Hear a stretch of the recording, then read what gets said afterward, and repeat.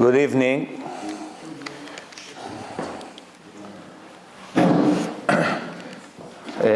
Please remember the new schedule is 8 o'clock. I forgot to tell them that, so they opened the place a little bit late today. Next week will be on time, Be'ezrat Hashem. We are before Parashat Vayera.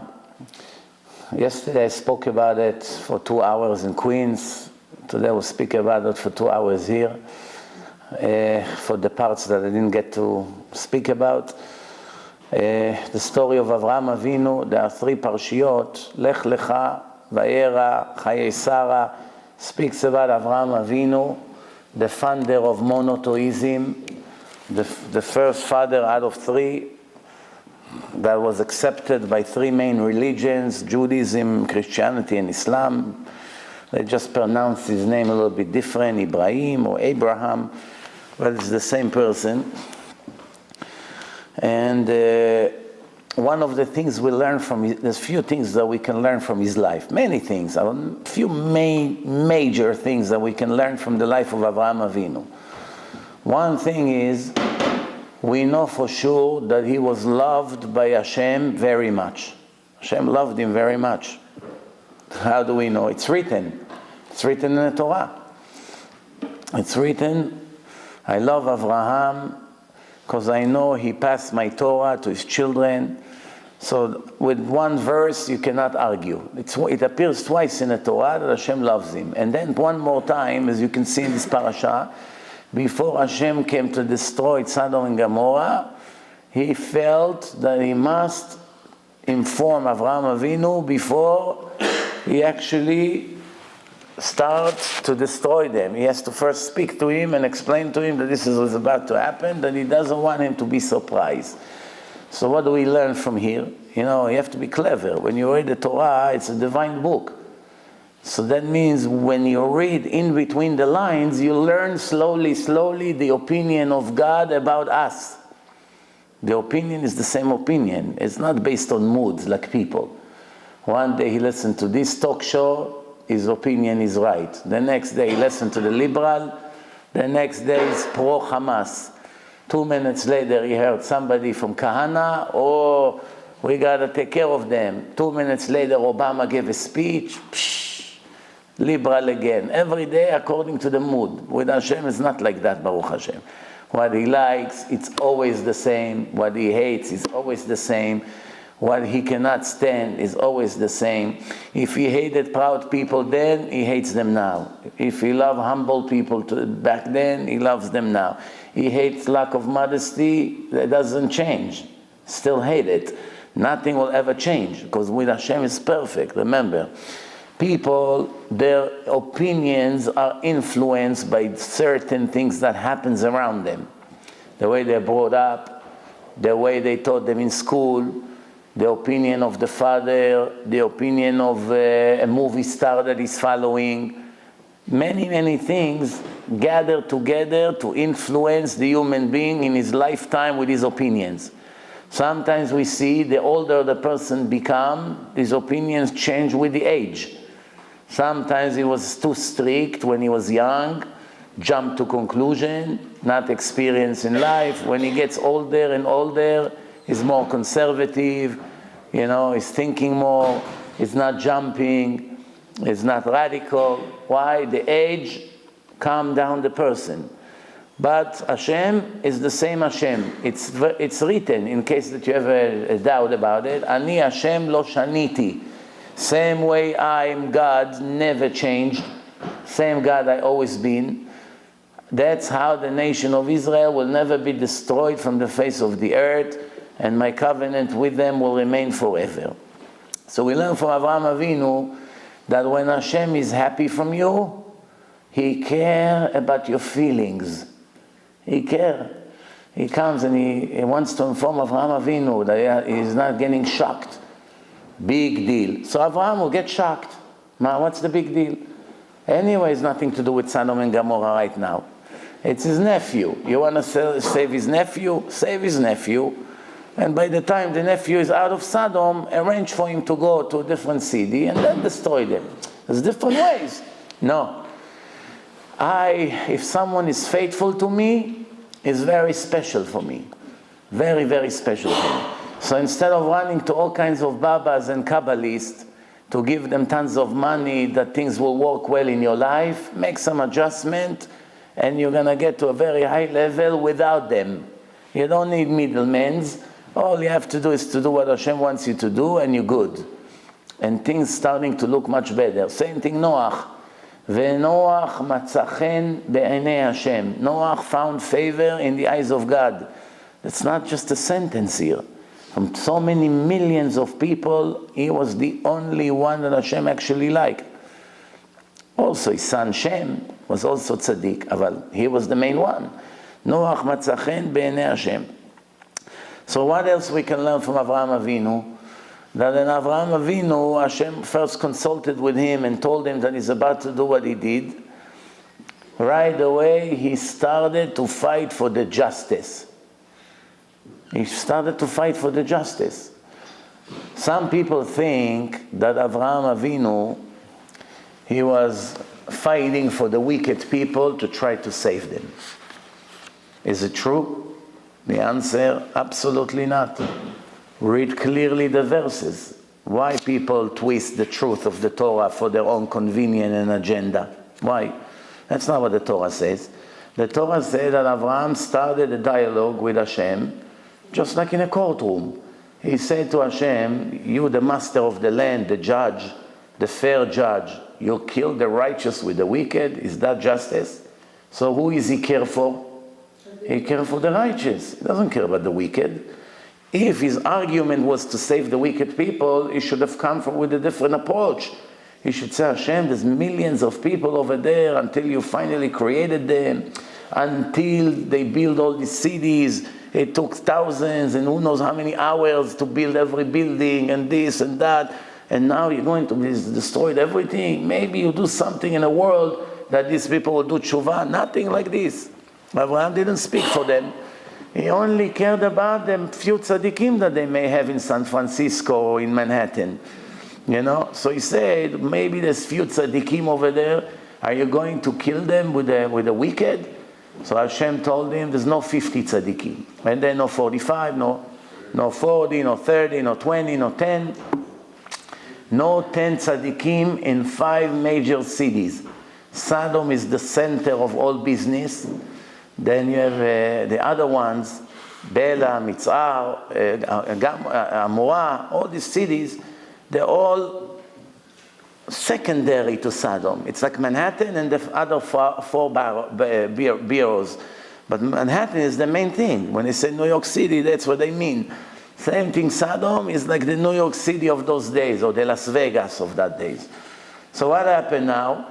After all the conversation that they had, Hashem say to Avraham, there's really no 10. Rav Shimshon Raphael Hirsch, who's a very big Ashkenazi Chacham, he writes in his Perush of the Torah, he has wonderful Perush on the Torah, which is very popular, and he writes, אין אברהם אבינו מבקש כאן רחמים למען 50 צדיקים המתגוררים במקרה בסדום.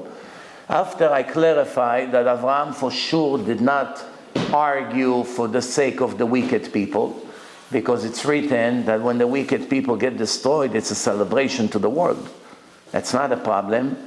Not every death in the world is a tragedy. Depends who the person that died. If Saddam Hussein died, it's not a tragedy for the world. If one of these Hamas terrorists dies, it's a celebration for the world. It's not a tragedy. But when a big tzaddik, somebody or a little kid dies, it's a tragedy to the world, of course. So after we see that it's written, Be'avod Reshaim Rina, when the wicked people get destroyed, it's a celebration for the world.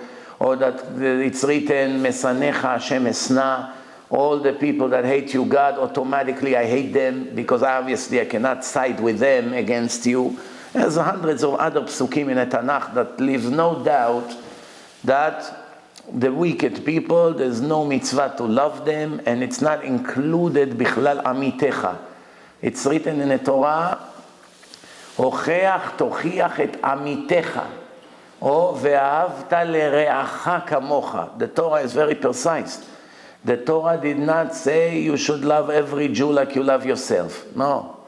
And the Torah did not say to go and give tochecha, to be mochiach every Jew. It doesn't say that.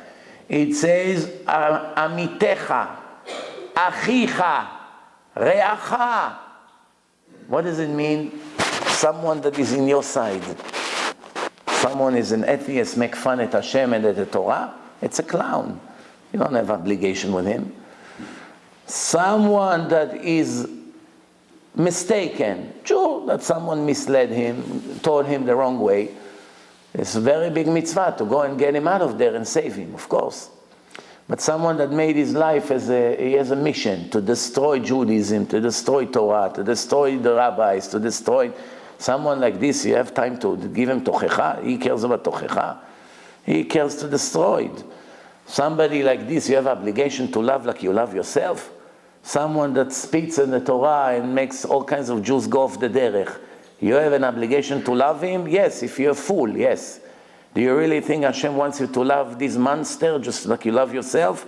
What does it mean? To die for him just like you would die for yourself? Of course not. Don't be naive and don't be foolish. Also what it says, Chayav Adam ladun kol Adam lekaf zchut, it's also incorrect. You have to be careful with that. That's not the law. What does it mean, ladun Adam lekaf zchut? Kaf zchut means when a person did something and it looks like a sin. It looks bad. Now you have to give him the benefits of the doubt. That there was no other way, and it didn't mean, it was an accident, all kinds of things to clean him in a judgment. Clean him. Now, when is it correct? If a person known as a Shomer Shabbat, everybody knows, he's already, at least for months, he's keeping Shabbat, he comes to shul, everyone sees that he doesn't drive a car, and then all of a sudden, after 6 months that you know he's a Shomer Shabbat or whatever, you found him in a car driving in Shabbat. Driving in Shabbat, so what do you have to say right away? Wow, I wonder what happened, that he needs to go to the hospital. You have to judge him to the favor side. Why? Obviously there's an accident or tragedy, or maybe his wife has to give birth, or maybe he's running to save life of a person that just called him. It had to be something. You have to actually believe 100% that this person is not breaking Shabbat, is busy with mitzvah right now. But if it's a person that is known that all the time he drives on Shabbat, every Shabbat is mechalel, and now you see him driving in a car, oh, here is Moshe driving the car on Shabbat. So what, you have to give him the benefits of the doubt that he's not mechalel Shabbat? What, are you normal? Who would expect from you such silly thing? Of course he's mechalel Shabbat. We know for years he's mechalel Shabbat. Or if someone knows there's a big thief, everyone who ever did business with him reported that he cheated him and stole from him and everything. And then he came to your house and something is missing. There was few other people over there. You have to say, this is the guy that stole it. You don't have evidence. Doesn't matter. When the police come, they ask you, do you suspect anyone? You say, yeah, this guy. Why? It's motzi shem ra. If the Jew is innocent and he has a kosher reputation, you're not allowed to say to the cop, yeah, I suspect him. Just because maybe you went to the bathroom and it's close to your bedroom. No. You cannot just suspect people even if they were nearby or whatever. No. Only you're allowed to suspect them if they already have a record. Someone was caught 3-4 times and everyone knows he's been doing it again and again and again. Next time it happens, it's him. Now he has the burden of proof to prove that it wasn't him. But chazakah, certainty, it's him. Why not to give him the benefits of the doubt? Because he has chazakah of a non-kosher person. Someone eats treif in every non-kosher restaurant, and now you see him tomorrow in another non-kosher restaurant. What are you going to say? Oh, probably he made a mistake. He didn't know it's not kosher. The Torah did not command the Jews to be stupid. That's not an obligation in a Taryag mitzvot. The Torah say to be righteous, to go by justice. Just when you know if your reputation is clean, you don't want someone to ruin your reputation with false accusation, right? But if you know you're a big thief, and someone is blaming you, be quiet. Just be quiet. Why? Because you know he's right. Don't make it worse. But if you're not like that, then of course you have the right to defend yourself.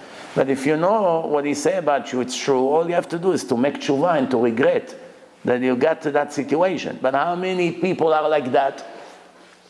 How many people would side with the attacker knowing they're right and be silent? And when they say, why you don't answer him back? It doesn't matter, I rather not answer. Why? He knows he's right.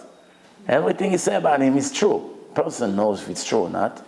If somebody calls you a thief, you're the only one in the world besides Hashem that know how much you stole or didn't. You know it.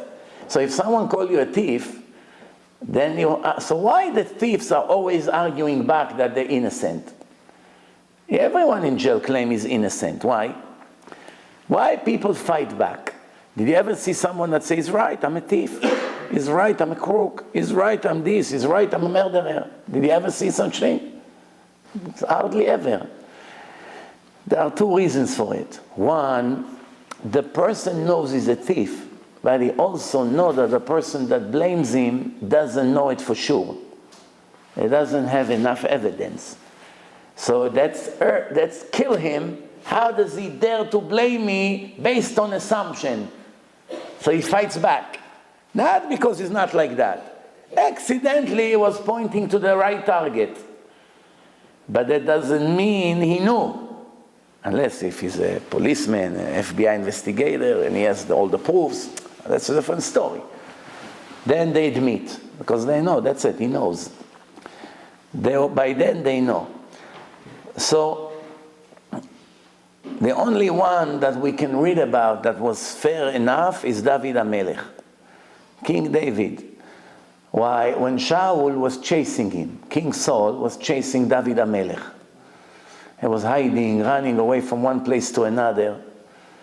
So what did he say to Hashem? One of the Mizmorim in Tehillim, I'm sure you read it back, at least once in your life. He said to Hashem, if I'm guilty and Shaul is right, make sure he finds me, catch me, kill me, make me dirt on the floor. Do you ever hear such thing? A person is a fugitive. He's running away from someone that wants to kill him with his soldiers. And he's praying, Hashem, I'm begging you, if I deserve it, if they're right about their claims, make sure they catch me and kill me and cut me to pieces. When did you ever see a person that has such a midat emet, such a level of honesty? I don't want to live if I don't deserve to live. I don't want to live just to live. He prays to Hashem, please, if I deserve to die, do it. Give me what I deserve. Most people not like that. Everyone spare his own life. People turn to spare their own life or their children's life, but they don't care about other people's life. How a person get angry when someone destroyed him and bash him on the public, and then a minute later he does it to someone else and doesn't feel the difference. Because now it's not him, someone else, who cares? So Rav Shimshon Raphael Hirsch now comes with another explanation. After now we understand that Avraham Avinu did not pray for the Reshaim. He can care less if they all get killed. He only worry about the tzaddikim that lives there, that they won't die with them. Why Avraham is worried? He didn't trust Hashem. Avraham did not trust Hashem that he will save the ones who deserve to get saved. The answer is, Avraham knew there's a rule, Oy la rasha ve'oy leshcheno. Oy to the wicked and oy to his neighbor. Once the bomb falls on the house of the wicked, his neighbor dies with him. But the neighbor is tzaddik, is not rasha. He goes to shul, he eats kosher, his kitchen is kosher, he has no television at home, he has a lot of Torah books. Why would he die with a rasha that lives just because he lives next to him on the block? The answer is because when a person comes to live among the wicked people, surrounded with wicked, that's a sign that in a way he himself is wicked. Even though he keeps the laws, very nice of him, but his ideology is not good. Why is not good? Because a real righteous person cannot standing 1 minute next to the wicked people. Forget about living with them in a neighborhood and sharing the same backyard and have to see their face every day. No. If your soul is purified from Torah and Yirat Shamayim, as soon as you see somebody like this, the way he dresses, the way he talks, the way he cares, the things that he does in his house or outside of the house, and you see him on Shabbat, and you're complete opposite of him, and you still want to be his neighbor, like everything is fine, and he comes to your living room and you eat with him and everything is fine, that means something in you is not pure, because it's against the law of nature. The law of nature is a pure soul cannot be attached to an impure soul. And tahor nidbak betameh. That's the answer of Avraham Avinu to his servant Eliezer Eved Avraham. Eliezer Eved Knaani is the servant of Avraham Avinu. Did you know that he's one of the only 10 people in the history that made it to Olam Haba with his body? Goy, non-Jew. Eliezer Eved Avraham. Everything Avraham knew, he learned from Avraham. He was so faithful, so honest. Amazing. Based on what we read about Eliezer Eved Avraham, we wish to be in his level of Yirat Shamayim and honesty. And yet, when Avraham said to him, I want you to swear to me that you're not going to get a wife for my son from the Knaaniot, go to the house of my family, Lavan, Betuel, get a wife from there. Don't get from the Knaanim. So Eliezer had all his life a dream that his daughter would marry Yitzchak. Why? He's not a regular servant that wash the dishes and clean. No. He's in charge of Meshek Bayit. He's basically in charge of all the workers. He only tells them what to do. You know, when you have a big mansion, there's a lot of servants. Not all of them equal. There's one that is the boss of all of them, because the real master doesn't have time to give them instructions. So you find one, you do the laundry, you cut the grass, you clean, you take the garbage out, you go to the supermarket. He only gives them instruction. You wear a suit. I've been in some houses like this. I've been in some houses of people like this. There are many, many servants, many huge homes, like size of hotel, and they give instruction. You do this, you do that, and he's in charge of everything. He doesn't dirt his hand. This is the way he was. It's not just a little low life that gets instruction like a slave. No. And he's in a very high level. He's risking his life for Avraham Avinu. He goes on a war to save Lot. He's willing to die for Avraham. Isn't it natural that Avraham will take his son and marry him to his daughter after he was so good to him and faithful to him? So Avraham told him, En Baruch nidbak be'arur. A blessed one cannot get together with a cursed one. What does it mean, cursed one? Canaan, in Parashat Noach, we learn that Canaan was the son of who? Of Ham. Ham made his father Noach, he castrated him. Why? Because he said, my father already have 3 sons. If he will continue to have children, we have 30 or 40 brothers. One day when he die, my share in inheritance will be very small.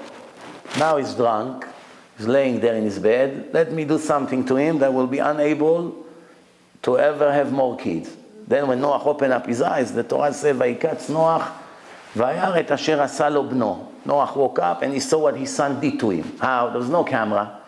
He didn't go to the computer and check the recording while I was drunk, what happened in my room. Obviously something happened in his body. He looked at himself and he saw something is different. So what happened right away? Noach said, Arur Canaan. Ham was the one who did it. And he cursed Canaan. Who's Canaan? The 4th son of Ham. Ham had 4 sons. 4 sons he had. One of them was Cush. The word Cushi in Hebrew means black. Why black called Cushim? Even though the ignorant Israelis, they think that Cushi is a bad word. It's not a bad word. It's a word of the Torah. This is how God called them. The nation of Cush. There used to be a person named Cush. All his children called Cushim. Like Levi, Leviim. Kohen, Kohanim. Cush, Cushim. Nothing different. But one ignorant decided that it's racism. Now you're not allowed to say Kushi in Israel. You have to say Shchorim, blacks, or African American, like in America. You understand? So what happened? We had one son Kush, one son Put, one son Mitzrayim, and the fourth son was Canaan. Each one of them became a nation, because it was the beginning of the world after the flood.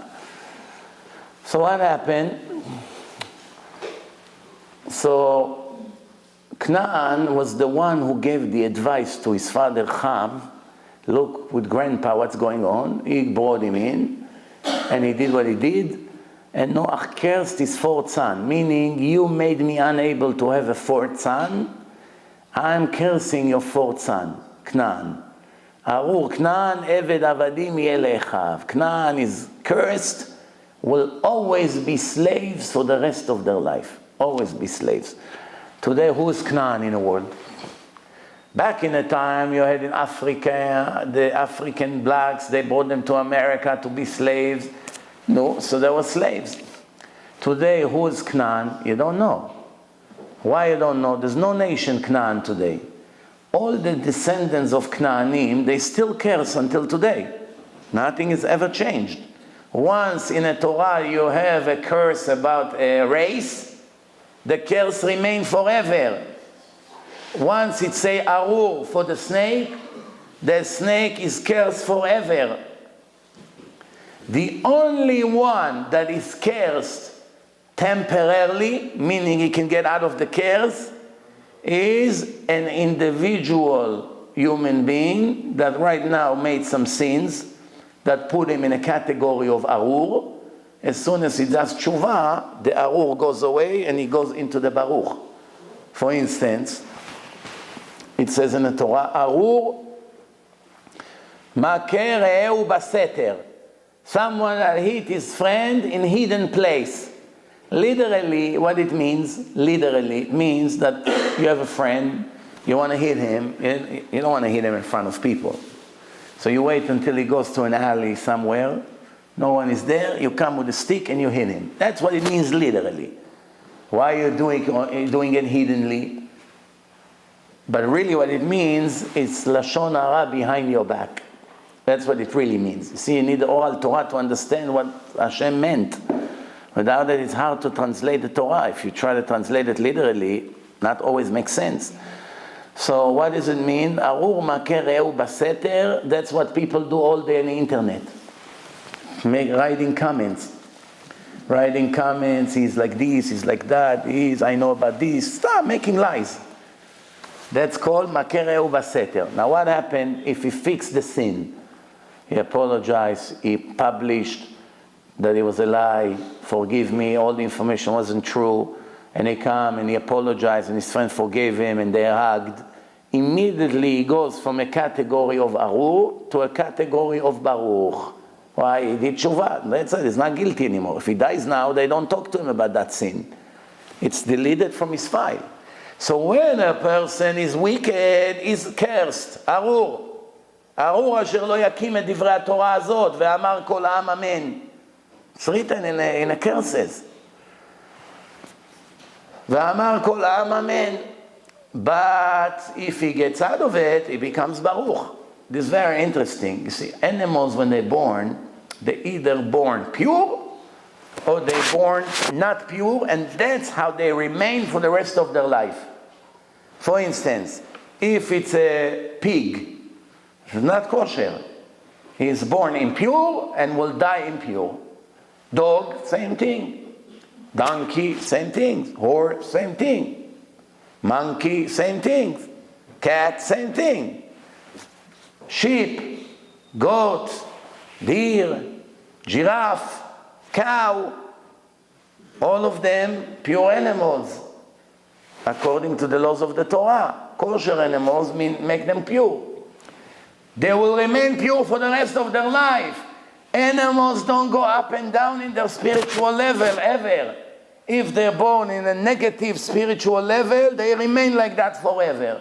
If they're born in a positive spiritual level, they remain like that forever. The only one that goes up and down in his spirituality is the human being.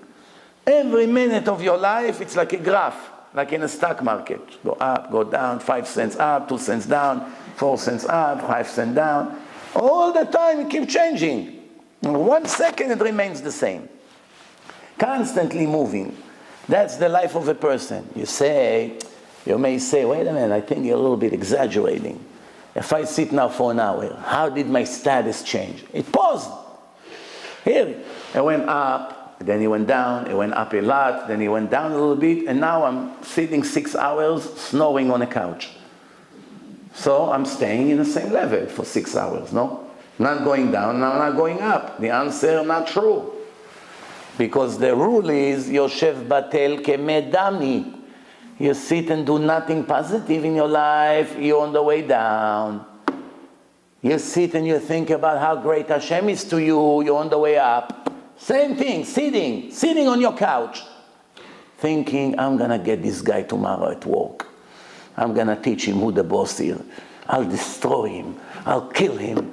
I have to see if my gun is still working. You're planning all this thing. I'll kill this guy. Every second is an Avera. And you think the other way around. I'll forgive him. I'll apologize. Even though it's his fault, no problem. Why to make a war? Every second is mitzvah. So even when you sit, depends what's in your mind. You think positive, good. You think negative, good. There are 6 mitzvot from the Torah that it's in the mind. They're all related to emunah, to faith. If you're constantly working on them, you can make thousands of mitzvot a day doing nothing, just with your mind. For instance, if somebody gives you a ride, you drive in a car, instead of talking about all the shtuyot, you're thinking, Shiviti Hashem lenegdi tamid. You look at the trees, Ma rabu ma'asecha Hashem. You look around, you look at so many wicked people, nobody has kippah, no one has tzitzit, people eat on the street like monkeys. You walk in the street, you see what's happening with the pritzud, how people dress like animals when they leave the house. And then you say, wow, shtabach shemo, I'm not like this. Thank you for opening my eyes. Thank you for giving me the right messenger to teach me what's the right way. Thank you, thank you. Every second, thank you, mitzvah. I appreciate it, mitzvah. How great is the color of the trees, mitzvah. How wonderful you are, Hashem, mitzvah. Even when you think, Hashem, I need your help, please help me, I have a problem, I cannot rely on anyone besides you, it goes through your mind. Every second, mitzvah. Even if Hashem will not help you for whatever reason, he has all these calculations. Sometimes you're asking for something that's not good for you in the long run. You don't see it. Even if Hashem chose not to help you, the fact that you rely on him every second of your life is already a constant mitzvah that is going on and on and on. And that's what a lot of people do not know. It's very hard for them to know that once a person thinks positive, automatically it's counted like mitzvah. So Shimshon Raphael Hirsch, in his Perush of the Torah, he said, Avraham Avinu is not asking for mercy for the 50 righteous people that lives in San Francisco. No, that's not what he does. What does he do? He's defending the 50 righteous people that are betoch ha'ir. What does it mean betoch ha'ir? What does it mean? Ulai yesh 50 tzadikim betoch ha'ir. That's what Abraham says.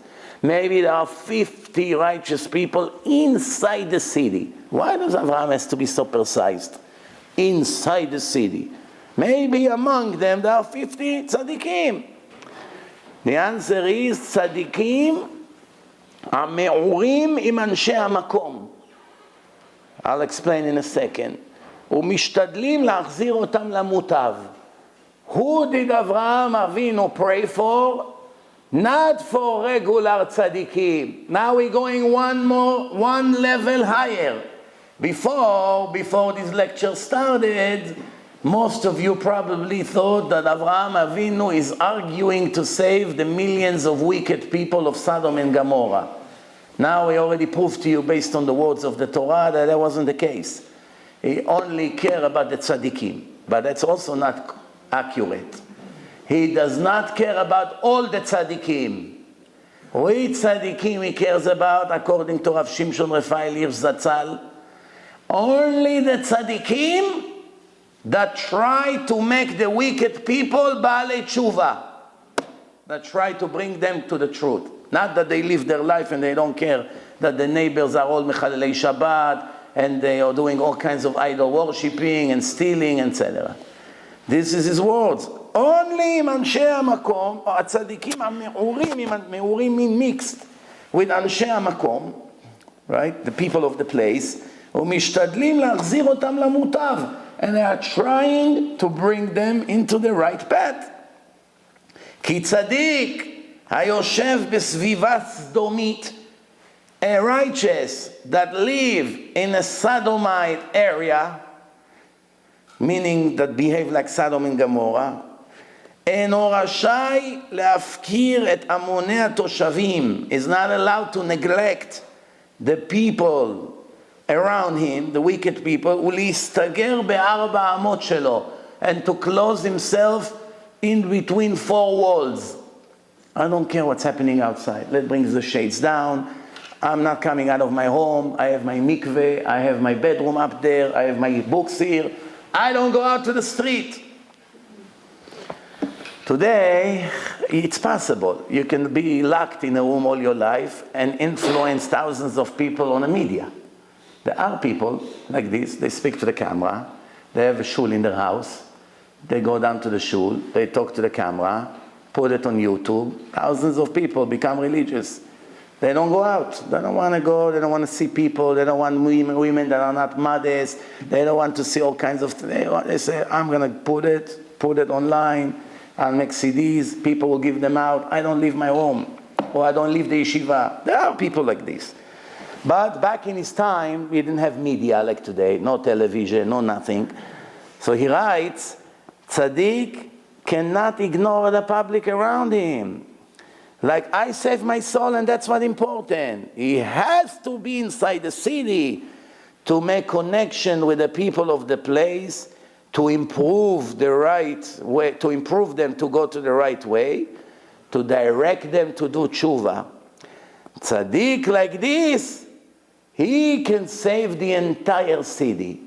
If there were tzaddikim like that, also the other people can get a second chance. No, you know you deserve to die, but you're not dying. You know why? Because you have this tzaddikim that can save all of you. Same thing, we have a rule. When someone died, and back in the time the Torah described, they found a body. Did you hear what happened today in Israel? You know how in Israel you send the suitcases on a plane, and then you wait, and then sometimes you see boxes, the people send boxes. Someone shipped from Europe a box to Israel, and when they open up the box there, the security, they found a dead body.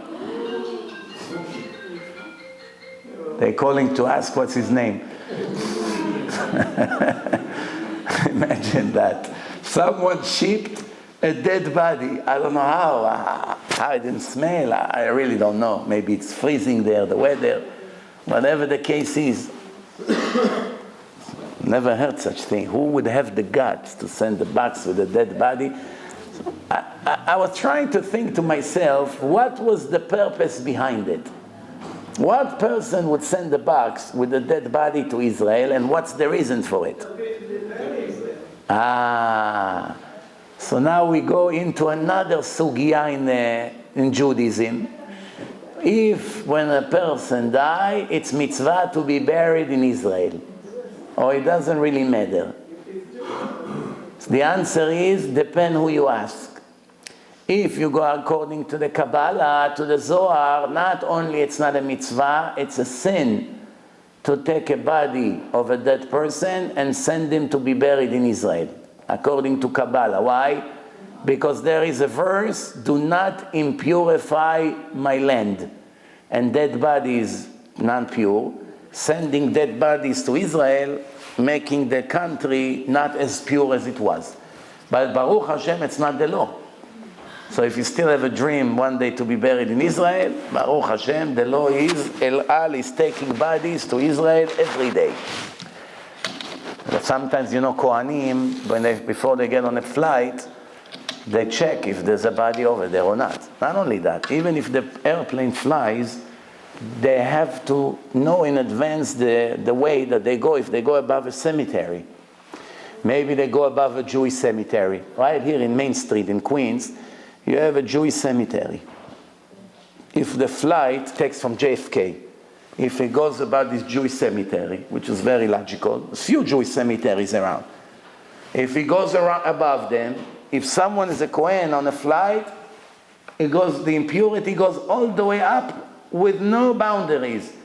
Then the Kohen actually is like entering a cemetery. So what do? They have a special bag, some of the Kohanim. Do you hear about it? They have a special bag that they get inside for the whole flight. This you can do only in El Al. Let's see you doing it in Swiss Airline. What would happen over there? In El Al, they tolerate everything. Why? They understand what's happening. People stand, they pray in the back, tefillin, block the bathroom. By the way, you should know that the people that pray in the back and get the secular people angry, their prayer is not a mitzvah. It's an avera, not a prayer, not mitzvah. If they ask permission, which is not realistic, and everyone is agreed, no problem, we'll sit 1 hour without going to the bathroom until you finish your tefillat shachrit, you're blocking the way, and especially when it's all Hasidish men or whatever, or Litvish, and they're all like this with their hats and the beard, and one woman wants to go, she cannot go. It's blocked completely. It's 30 people there or more. So making a mitzvah while you're actually committing an avera, canceling the mitzvah. Mitzvah haba be'avera ina mitzvah. If you take money of your friend and give it to a poor person, this mitzvah, it's not mitzvah. As you're giving it to him, you have an obligation to return it to the original owner. It's the same second. So therefore, the sin canceling the mitzvah. If they are in the same second, if the sin is now and the mitzvah is later, or the other way around, one does not erase the other. But if both of them are done in the same second, the mitzvah is getting cancelled with the actual sin. And therefore, if you make people upset, for instance, I'll give you an example. Let's say you come to shul and you scream for no reason, making noise, and the person next to you cannot focus. If he doesn't care that you make noise, as long as he did not say anything, you have to assume he's okay with that. But if he asks you, excuse me, can you lower your voice? Excuse me, can you lower? And you continue to ignore him. So you're actually praying to Hashem, I need your help. At the same time, another Jew, because of you, could not pray. So what mitzvah is this? It's not a mitzvah. But I'll tell you something better. You know, there's Hasidim, they call Stolin. You heard about it? Stolin Hasidim? Stolin Hasidim, you're Stolin, so you can confirm if I say the truth or not.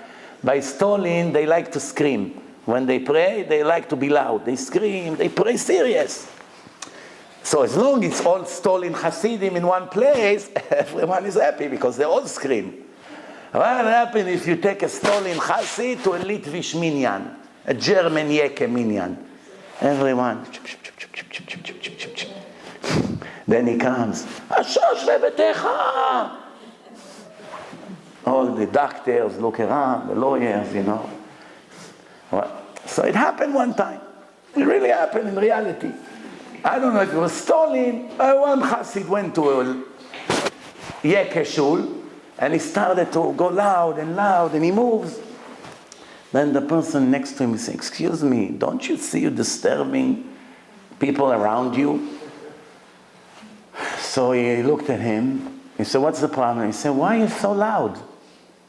So what happened? The Chassid took his hand and gave him and smack in his face. This guy was in shock. So he screamed, "Ay!" So the Chassid asked him, tell me, why did you just scream so loud? So what do you mean? You hurt me.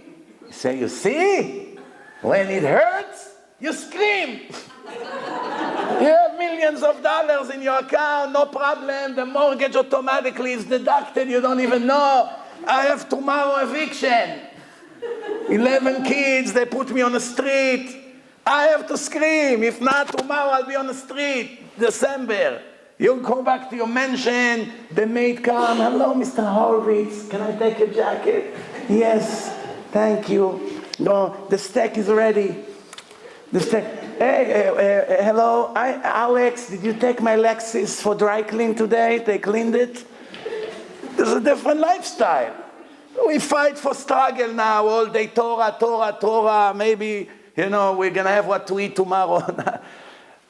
When it hurts, you scream. That's, by the way, one of the things we have to do. Why is the names of the Arab is Ishmael? Ishmael. Hashem Ishma. Hashem would hear.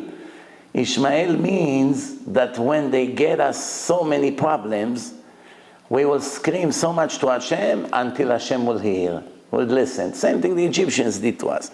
So anyway, we conclude what I just said. To be a real tzaddik means that you influence the place. Not just sitting all day in a corner and nobody knows who you are and you don't influence the world. Of course, I'm not saying halacha, I'm just reading what Rav Shimshon Raphael Hirsch said. Some disagree with that. Every coin has two sides. Speaking about coins, today I found the coin that the Lubavitcher Rebbe gave me 25 years ago, silver coin, very unique. I was looking all around, my little kid found it. I still don't know where he found it, because he found it last night. I saw it today on my desk. So I have to still ask him where he found it. But that's a very, the Chabad Hasidim, they'll kill for that coin. Because dollars a lot of people have, but this coin, he gave it in a very rare occasions, to the best of my knowledge. Okay, let's move on. So, Vayan Avraham Vayomer, and Hashem answered, Avraham answered, Hine now alti ledaber el Hashem, va'anochi afar va'efer. With your permission, Hashem, I will allow myself to speak to you with your permission, and I know that I am afar va'efer. What's the difference between afar with ayin and efer with aleph? Sound almost the same. Afar means sand, efer means ashes. Who can tell me what's the difference between them? Do you think Avraham just say words? What, was he a songwriter, thinking which word I should use? It obviously has a difference, and it has a depth in it. Why Avraham could say, I'm nothing. I know I'm nothing. Finished. Nothing, it's nothing. David HaMelech say, Anochi tola'at velo ish. I'm a worm and not a human being. I look at myself as a worm. What's a worm? Worthless, on the street, barely moving. All day, move 1 meter. What's a worm? Moshe and Aaron say, V'nachnu ma, and we are nothing. Here we go, we are nothing. But Avraham Avinu used a different expression. He say, V'anochi afar va'efer. Maybe you should just say, Anochi afar, I'm sand on the ground, but people walk over it. You can say, I'm ashes. Why do you need to say afar and efer? Some kind of a secret here. What is the difference, the significance between afar and efer? Sand to ashes. So the answer is like this. Rashi says, Avraham is mentioning the kindness of Hashem in 2 occasions prior to that. When Hashem saved him from a certain death. And this is his words. I was supposed to be sent by the kings when I fought the 4 kings. When they were much, much greater than me. And I was supposed to become sand, but Baruch Hashem, you saved me. And efer, ashes, I was supposed to be ashes by Nimrod, who threw me into the furnace. He threw me into the furnace. And therefore, you obviously made a miracle for me that I'm not ashes. Rav Yonatan Eifshitz, 200 years ago, in Prague, was a super genius.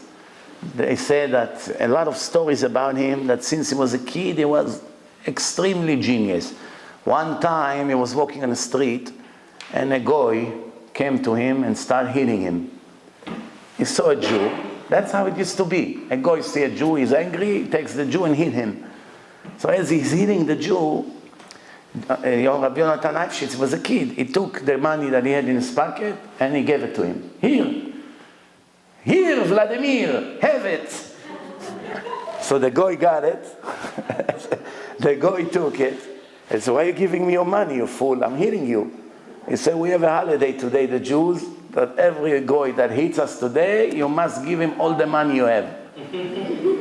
So the guy said, okay, thank you for the money, go, I'll let you go.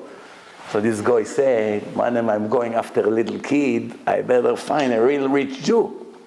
So here comes a Jew with a nice carriage, horses. He didn't know there's 2 bodyguards also inside because there's a lot of cash. Lots of gold, cash. So there's 2 bodyguards over there.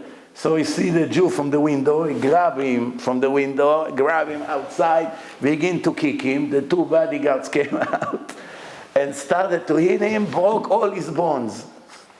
So they brought him to court now for attacking the Gvir. So the judge said to him, what did you do? What do you think you're doing? He said, this kid told me that everyone you hit today gives you all his money. This was Rav Yonatan Eifshitz. That was very, very smart. So now, one time there's another story with him. He was learning with another rabbi that he was redhead. What's special about people with red head? They have hot blood.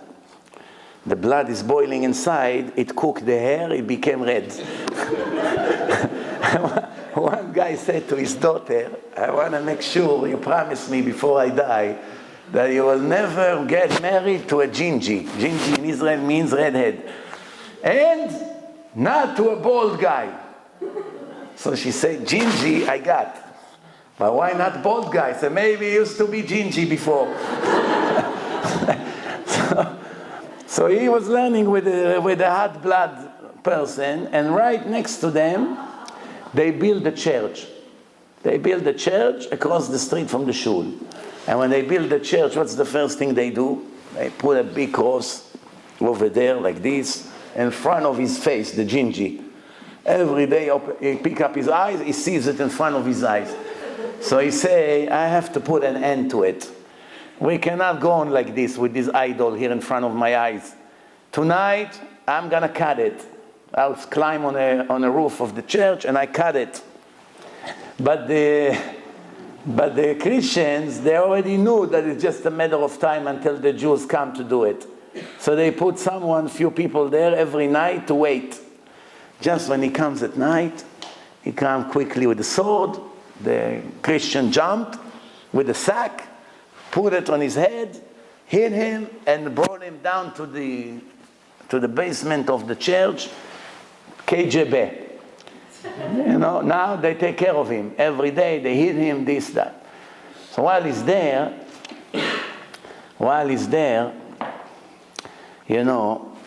nobody knows where he is. So Rav Yonatan Eifshitz, he knows exactly what happened. He probably is wondering where they hid him. So this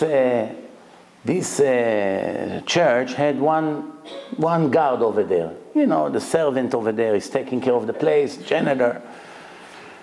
So what happened? The Christians say, we capture one of your people from the yeshiva. If you want him back, you have to give us 100,000 rubles. It's like $100,000 today. We give you a week to collect if you want him back. So in the meantime, so the way there was, the Christian didn't publish it. The guard of the place came to the Jews. He said, I know where your Jew is hidden. If you get me 100,000 ruble, I'm going to release him. This is the bribe I want to save the life of your friend. Before they kill him, they plan to kill him.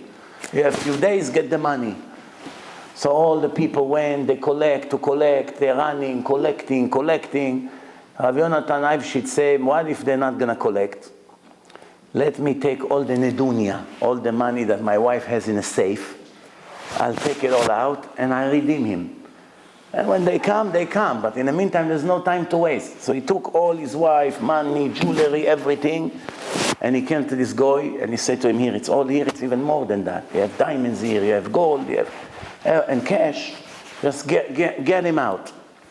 So this guy, he opened his handcuffs, everything, and he ran. He said, make sure you smuggle him out of town, that nobody sees him. So they send him somewhere that they won't know where he is. In the meantime, these Christians knew that who would do such thing? It has to be him. So they called him, they started to hit him. He confessed that he released the Jew.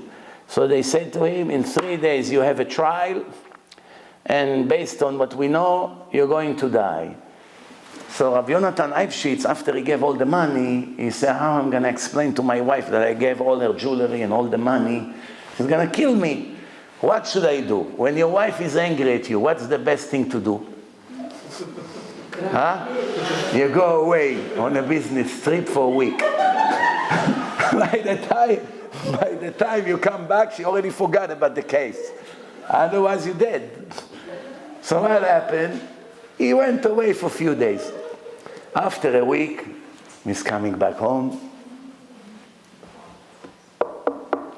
It's worried. When she opens the door, he was ready to get a punch. She said, oh, my dear loved husband, where have you been? I'm looking for you for a week to give you the great news. So he said, what great news? He's wondering. She said, come, look how much Hashem loves us, especially you. Come. So she takes him in. She shows him a barrel like this, huge, full of jewelry, cash, diamonds, 100 times more than what he gave. So he said, where did this come from? She said, you took all my jewelry, all my money, you gave it to this janitor across the street. In the meantime, they caught him, but he was a very big thief, this guy. Over the years, from everyone that comes to the church, he steal a ring, steal a necklace, steal cash, So he had a barrel of jewelry and cash.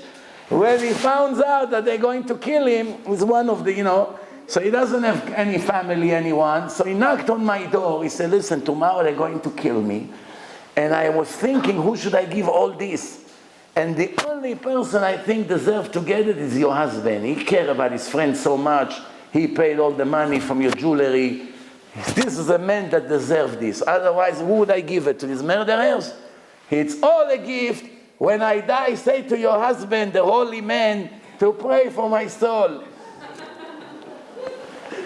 So now this is a story. The question is, what was Rav Yonatan Eibschitz was supposed to do? What should have been his reaction? What do you think? Huh? Should he be happy? Should he be dancing? Should he be crying and thanking Hashem? Should he run on the street and scream? Huh? What should he have done? He fell on the floor and started to cry. He was crying. Oh. She said to him, what, are you normal? Now you're crying? You should have cried when you gave my jewelry.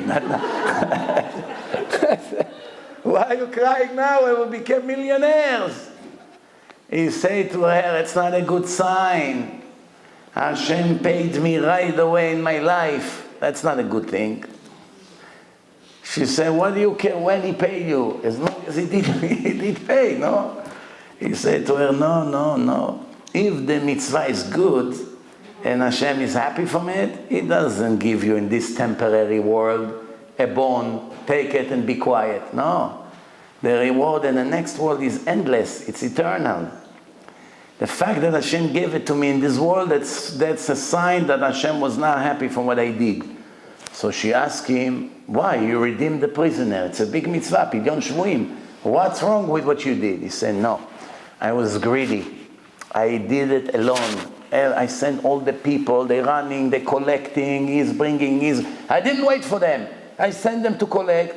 I saw that they're not coming back. I started to get nervous. I went and did the whole mitzvah by myself. I should have let them also participate in the mitzvah.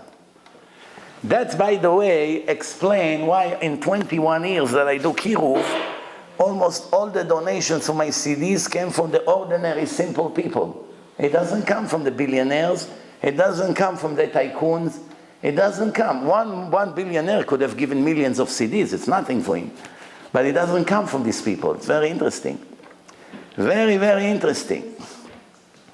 Very interesting. I tell you a story. I have my son, 13, is in a class in yeshiva with a boy. The father of that boy is one of the richest Jews in America. Very, very rich. So the son of the rich person tell my son that his father listens to me all day.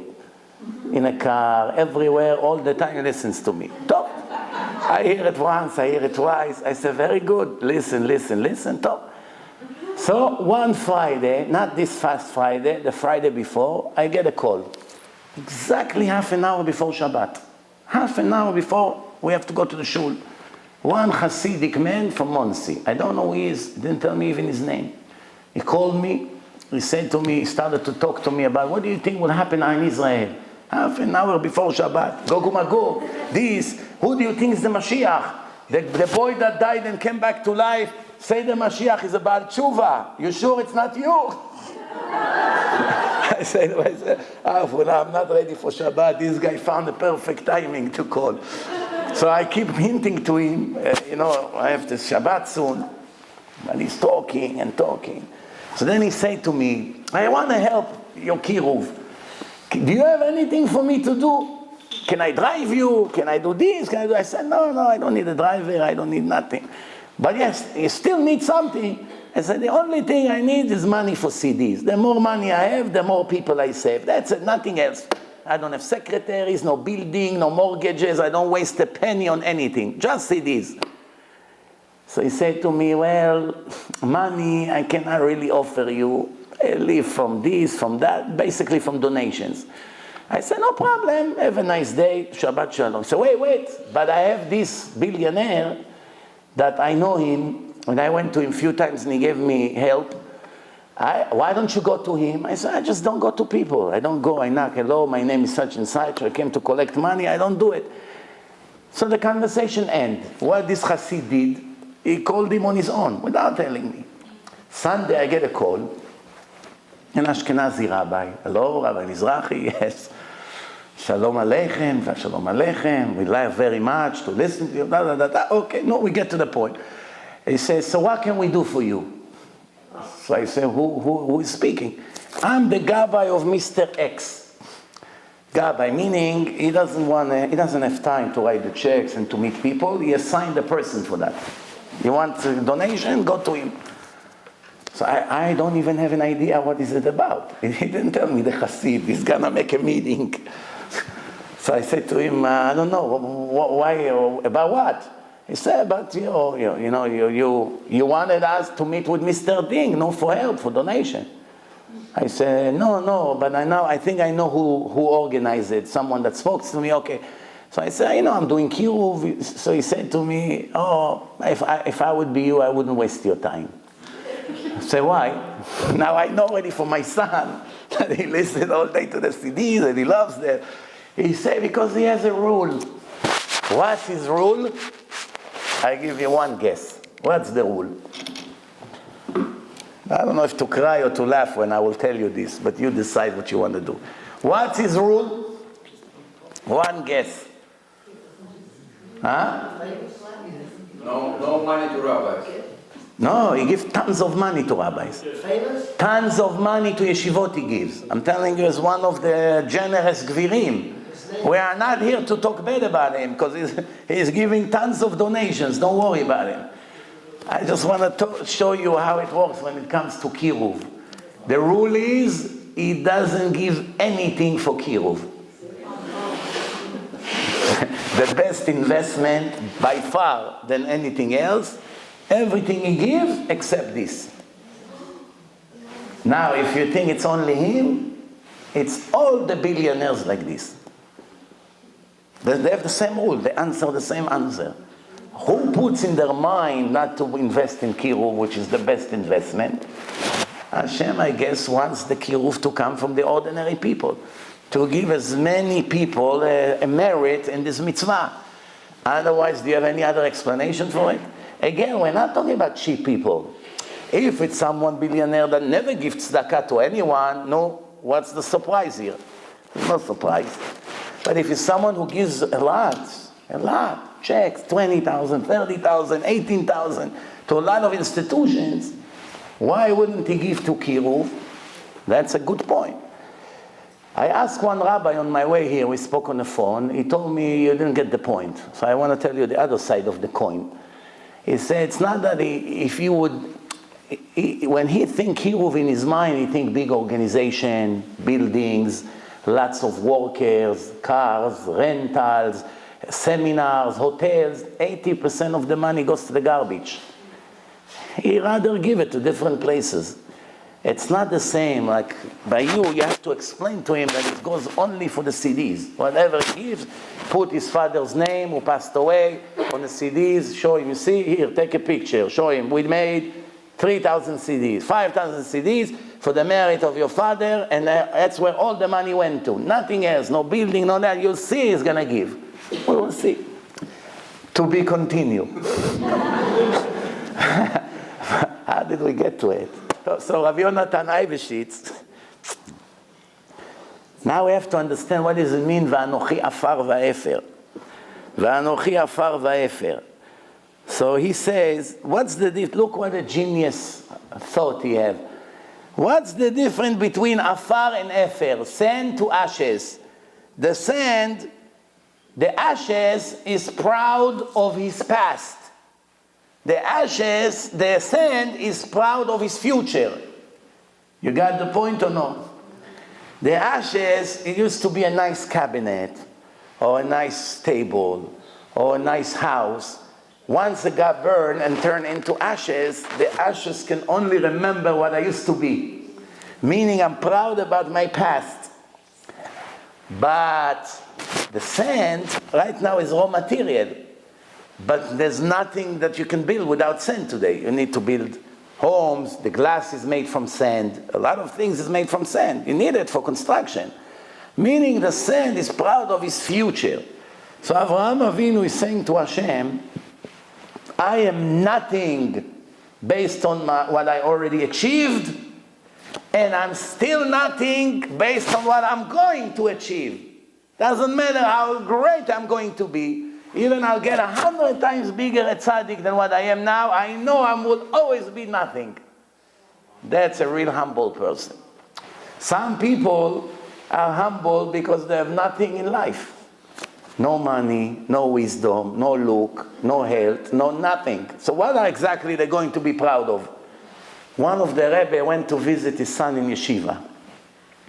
So he came to yeshiva and he saw one boy, teenager, and all the boys of the yeshiva are around him.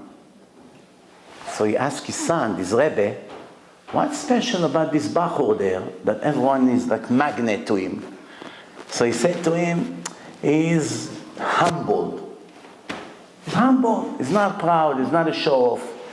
So the Rebbe asked the son, why? Is he a big Talmid Chacham? Is he a genius in Torah? He said, no. So he said, is he a son of a very rich man? He said, no, ordinary family. He said, he has any specific unique talent? He said, no. So the father said, so what does he have to be proud of? I don't get it.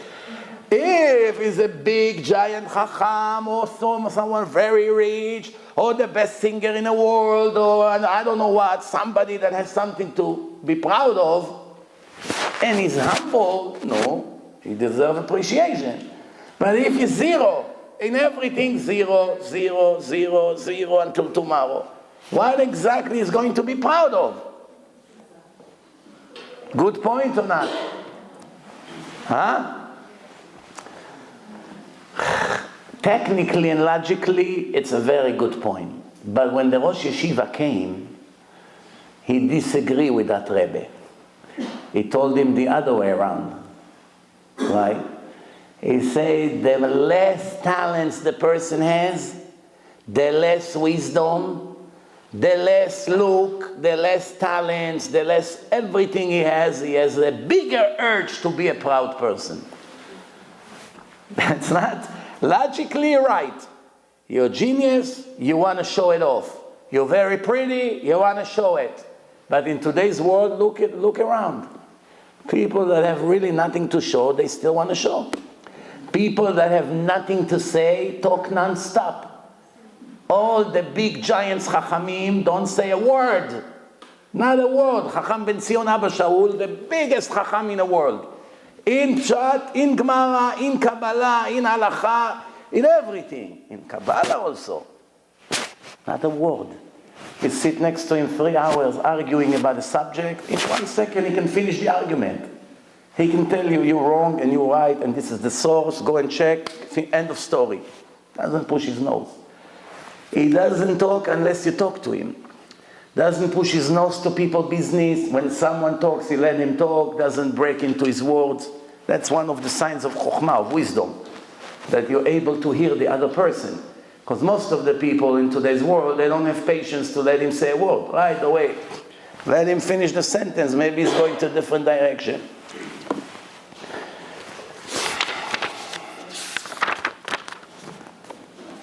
Now, let's talk a little bit about one of the most substantial events in the history. Who knows what it is? Very good. Akedat Yitzchak.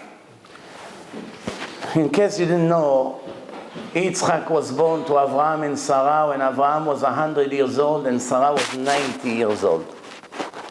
90 years old. They were married for 50 years without kids until Hashem said to Avraham Avinu, Lech Lecha, go away from the place where you live to another place I will show you. Lech Lecha is hinting to him that when he will be 100 years old, he will have a child. Lech Lecha, Lech, it's 50 numeric value, Lamed, it's 30, Chaf, it's 20, Lecha, it's also Lamed Chaf. 50 plus 50, 100. So he's already hinting to him, you are 75 now, leave the place, go to a new place, Meshaneh Makom, Meshaneh Mazal. One of the things that a person should do when his life is a mess, he tries, he keeps mitzvot, he does everything, no blessing in his life, no mazal. One of the things to do is to change the name, to add a name. Maybe the name brings bad mazal to your life. One of the things to do is to change the location. What's the location has to do with what's around you? You're righteous or wicked. There are many things. Sometimes the house itself is cursed. Maybe someone that lives before you over there was Mr. Lee from China, all day bow down to his getchkes, to his idols. Such a curse in this place. Now you pay the price, you live there. Maybe you didn't do Chanukat Bayit. Maybe it's not the tikkun of your neshama in this place. So many things. It can be so many things. You know, one of the things is announced before you're born is who's going to be your husband or wife. But not that many people also know that your residence is also announced. Where you're going to live. It's no coincidence that you come to live in a place. For many times Hashem directs you to the place He wants you right there. Exactly there. So now, in Rosh Hashanah, which is the Judgment Day, when we read in the Torah, which part we read? V'Hashem pakad et Sarah, and Hashem made Sarah pregnant, and after that, the second reading, Akedat Yitzchak, taking Yitzchak to Har Moriah. Okay, now, some people say, Rabbi, we don't really choose. We are robots, Hashem already decided for us everything, Hashem knows the future, therefore there's no way that we can actually choose anything. And the answer to those fools is, if that was the case, how would you explain this verse? Vayi achar hadvarim haele, va'elokim nisa et Avraham. After those things, Hashem came to test Abraham. How do you test a person to see what he's going to do? You give him a test. If a person is a robot, he doesn't choose where to go, to do the right thing, to answer the right, to answer wrong. He's a robot. A robot doesn't have a choice. So obviously you see over here that Hashem is testing Abraham to see if he's going to be righteous or wicked. How many tests Hashem tested Abraham? 10. This was which one? Out of the 10, which one was this? The 10th one. And once he finished and passed this test, what did the Torah say? Ata yadati ki yireh Elokim ata. Now I know that you are fearful from God. What does it mean? What is this? Well, you didn't know before. You know the future. Hashem behaves with us and speaks to us in a language of human being. Of course Hashem knows the future, but he ignores what he knows. He can travel into the future and see the final results, of course, but he doesn't go there. Why? Because right now he puts a test in front of you. You can choose good or you can choose bad, and it's 100% in your hand. Other than that, nothing else is in your hand. If you be handsome or not, it's not in your hand. If you be short or tall, not in your hand. You be rich or poor. Some people kill themselves, they're poor. Some people do nothing, they're rich. If you be wise or not, it's not nothing is in your hand. Who your parents are, a man or woman, sick or healthy. Most of these things, nothing is in your hands, except one thing, Yirat Shamayim. If you have fear from God to be righteous or not, fear from God is 100% in your hand. Everything else is not in your hand. You can kill yourself day and night, one day after the other, and you still don't have what you want, because Hashem determined for you what's going to be with you. But there's only one thing He can change in any given moment. Now I'm wicked, the next minute I want to be righteous, and that's it. I had it. I'm not going to repeat these mistakes anymore. I'm going to read to you something very interesting that I found today. I read it to you. That Hashem said to Avraham, Ata yadati ki yireh Elokim ata. Now I know you're fearful from God. Listen to this. We're speaking about Irat ha'onesh. Fear from the punishment. It says like this. Ve'af ki ha'oved et Hashem me'ahava. Even so, even though a person serve Hashem out of love, right? Word by word I'm reading to you. Gadol me'aoved mi'ira. It's greater than someone who serve Hashem out of fear. Where does it say it? In a Gemara, in Masechet Sota, page 31. In a Gemara. Mikol makom. בשביל להגיע לאהבה חייבים קודם יראה. Anyhow, to reach a level of serving Hashem with love, you must first reach a level of yirah first. That you have fear to make sins, fear from the punishment, fear to be wicked. כידוע בדברי הזוהר. Where did I say it to you from? Zohar, Parashat Vayakel. And Bilshon Hasidim Murgal, the language of the Hasidim, they say the words of the Tzaddik Rabbi Aaron Mikerlin. Rabbi Aaron Mikerlin is a famous Rebbe. Ir'a belo ahava ena shlemut. Fear without love, it's incomplete. Ahava belo ira, ena velo klum. Love without fear, it's gurnished. It's not even something, nothing. How many years I yelled this until I found it today? My heart came out. Baruch Hashem. I have other sources I was using, but this is sweeter than honey. Sweeter than honey. How many times, how many years I screamed that, and some criticizer said, no, has to be from love. There's no such thing, love. Enough with the illusions. The love can only come after you first fix yourself and you shake before you make a scene. Now you have time to begin to fall in love with Hashem. Everything else is an illusion. This is what he says. He says clearly, love, fear without love, it's incomplete. Meaning it's something, but it's not perfect. Okay? Love without fear, it's nothing. Zero. Why? Why? How many times you really met in your life a person that is so in love with Hashem, so in love with Him, that all day is talking to Him, praying to Him, crying to Him, nothing else in his life. Nothing. No food, no sport, no shopping, no nothing. Doesn't move, he's afraid to make a scene. A call out of love. No fear, nothing. He doesn't care, punishment, no punishment. 1000% devotion, emotion, every little thing that Hashem does for him, tears of happiness. Did a person, some of you probably fell in love in your life.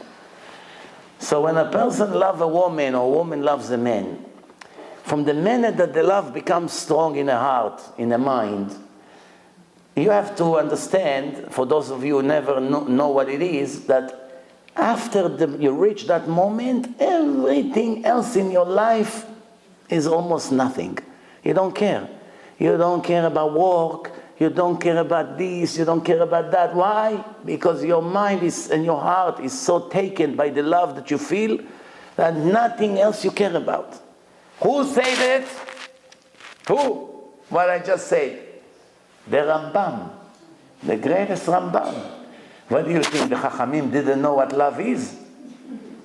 The Rambam say the love of a man to Hashem should be like a love of a man to his woman that thinks about her all day and nothing else, and all day is thinking when he's going to see her, and what is she going to say, and what does she love, if she's going to buy her something, will she like it, will this and that. All his life he's thinking about it.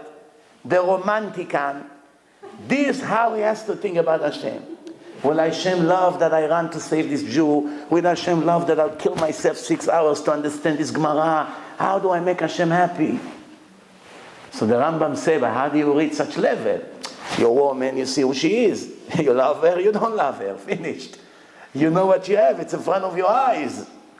Hashem, it's a mystery. How you fall in love with a mystery? First of all, it's very possible because many people fell in love with someone over the phone. And then in the end, it was all an illusion. It happens. That's one thing. Second, how do you really fall in love with Hashem?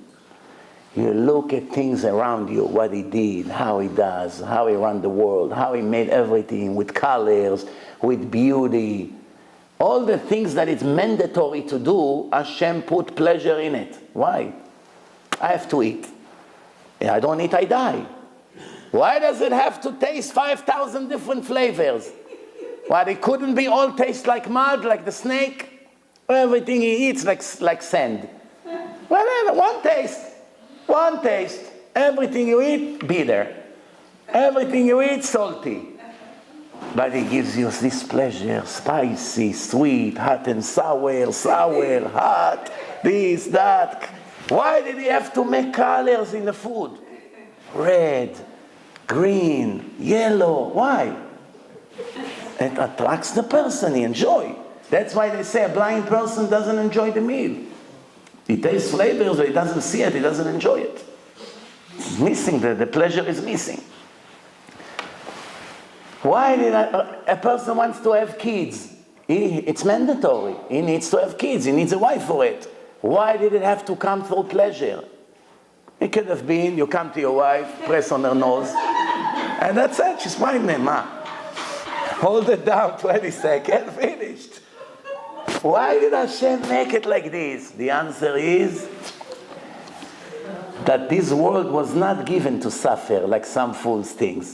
No problem, enjoy while it's permitted and kosher. The Gemara say, everything Hashem say it's not allowed, He gave you a substitute. To go with women like an animal, that's not allowed. You have one, it's allowed. Pork, delicious. See how the Russian people love pork? Not you. You know, Vladimir and his friends. They see pork all day, chazir, pork, this, what? Jew is not allowed to touch chazir. Man, cannot eat chazir. What did Hashem do? He made a fish, tastes exactly like pig, like pork. Shibuta. Shibuta. I don't know the American names of it. Maybe it has Christopoulos, some kind of an... I don't know the name in English, but it's called Shibuta. Tastes exactly like pork, without a sin. The Gemara gives a list of things. This not allowed, here it's allowed. Even his own wife, 2 weeks, 2.5 weeks allowed, 10 days, 12 days not allowed. Always like this, on and off. It's all about timing. It's all about education. It's all about training. You're not an animal. Control your desires. That's all. I don't mind that when it's permitted that you enjoy. Loose up a little bit. Now, finish. Time to work on yourself. Now, ease. Tight. Ease. Tight. Why? This is all about training. Sometimes mitzvah to be tough. Sometimes you have to be soft. Sometimes a mitzvah to be extra generous. Sometimes mitzvah now not to give too much. Depend who, depend when, depend why. So the Akedah of Yitzchak, Hashem loves Avraham very much. Hashem said to Avraham, look at all these goyim, they take their babies, they throw them to the fire, to their idols. I want you to go and teach them that that's not what I want. I don't give you a baby to take him and throw him to the fire. So Avraham is preaching to the goyim. He has a lot of money. He's like wealthier than Donald Trump. So people pay attention to you. If you're rich, people listen to you. You're not rich. Who's gonna? They say that Kohen Gadol has to be rich. People have to give him a lot of money. Or Dayanim, the judges, or king, they have to give him a lot of money. Why? Because when you're in authority, the only way the rich people will accept from you orders is when you're just as rich as them. That reminds me always when I say this, that about maybe 12, 13 years ago, one guy, young guy, he calls me up. It was Chol HaMoed Sukkot, I remember this. I was standing in the grass in my backyard, and he called me up. He said, I want you to come and give a lecture in my neighborhood. His neighborhood is a fancy neighborhood. So he said to me, I want to start a program. I'm going to get a sponsor. I already have a sponsor. We're going to buy food. We bring all the young people. They're all going to come and they do tshuva. And Baruch Hashem, you're the right person for the job. Would you do it? I said, of course. Okay, so we started. We made a date. Okay. Now, when the first time I came with an ordinary suit. So then he said to me, no offense, Rabbi. It sounds like a joke, but listen to this. He said, I want to take you to Woodbury Common over there.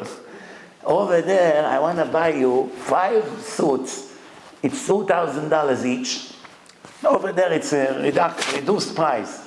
Don't worry about it. I'll buy you 5 nice fancy suits. And please do me a favor. After that, when you come with your car, don't park it near the place. Park it a block away. And just walk in, but come with those suits. I said, what's wrong with my suit? Ma, it's not. So he said to me, no, you don't understand how these people think. Each one of these people worth 50 million, 100 million, 500 million. They're very rich people. First thing they check when they see someone that come to preach to them, if he's high class like them or not. If he's high class like them, $500 shoes, $2,000 suit, $20,000 watch, $100,000 car, they look at him like the Mashiach arrived. If they see come with a little Toyota, $200 suit, $200 watch, whatever you say, you talk to the wall. What do you think? He said what he said. He didn't know that he aimed to the words of the Gemara. The Gemara says someone that is rich, dvarav nishmaim. Why? Because you, Donald Trump, you claim that you have $9 billion. If he would lose all his money, somebody would let him say one word, they shut the microphone in the middle. Your time is up. Why? We just heard your crash, your company crash, you're bankrupt. Shut it, or let me finish at least the speech. The battery finished. They say in Hebrew, Baal HaMe'ah u Baal HaDe'ah. The owner of the $100 bill is the owner of the opinions. Why? Once you have the money, you can tell people what to do. This is what's happening today in our communities. The rabbis usually are not billionaires. Usually also not millionaires. So what happened? They have a board of directors of the shul. Sometimes they build the shul, sometimes they run the shul, sometimes they raise the money. They determine to the rabbi what to do in the shul. The rabbi is a nice picture on the wall. Nice picture. One day they put it here, one day they put him here, one day they say quiet, one day they sit over here, one day they say when you speak, be careful not to talk about modesty. Why? The wife of one of the board members came with her high heels and miniskirt today. They don't want to get him angry. Maybe he's going to cut his help to the shul and the shul will go bankrupt.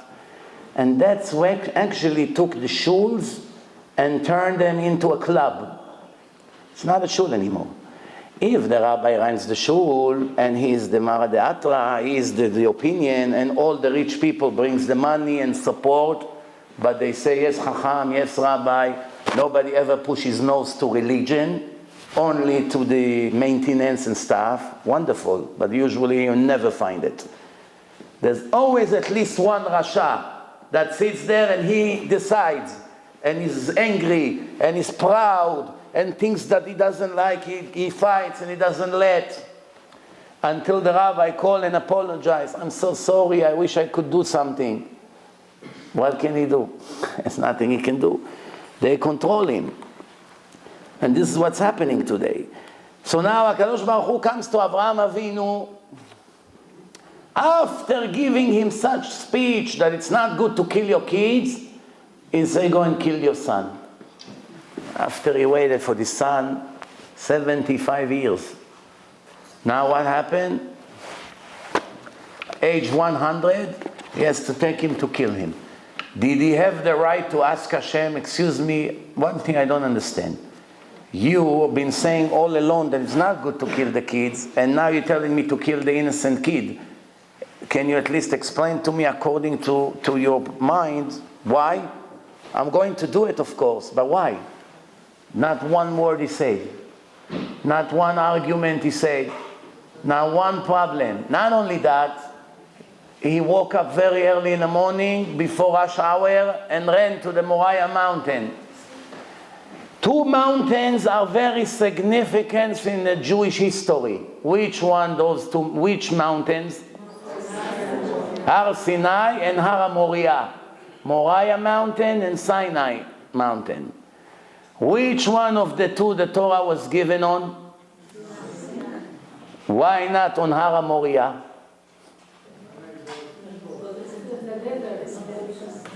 Huh? Lower. Sinai was more humble. More humble. Har Sinai, Chazal say, was the lowest mountain. To show you Torah, if you want to be a Chacham, you have to be extremely humble. Proud, have a limit to how much Torah they will have.